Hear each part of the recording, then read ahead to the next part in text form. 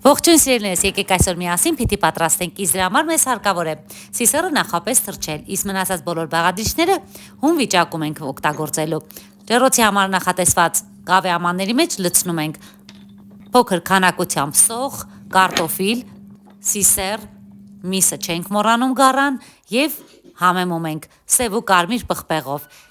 Իսկ որպեսզի փիթին ել ավելի համեղ լինի, առատորեն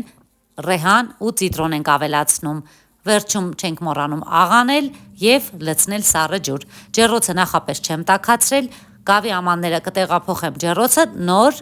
միայն ջեռոցը կմիացնեմ։ Վերջում դնում ենք գարան դմակներ եւ լցնելով ջուրը կափարիչը փակում ենք, տեղափոխում ջեռոցը։ Ջեռոցի մեջ կմնա մոտավորապես 2-2.5 ժամ։ Կարող եք ընթացքում հետևել։ Եթե ջուրը կպակասի, հոգ չէ, ուղղակի եռացրած ջուր ավելացրեք։ Միջև պատրաստ լինելը, երբ կհանեք ջեռոցից, թողեք մոտ 20 րոպե հովանա, հետո նոր միայն մատուցեք։ Իսկ դուք չեք մոռան բաժանորդագրվել եւ թողնել մեկնաբանություններ։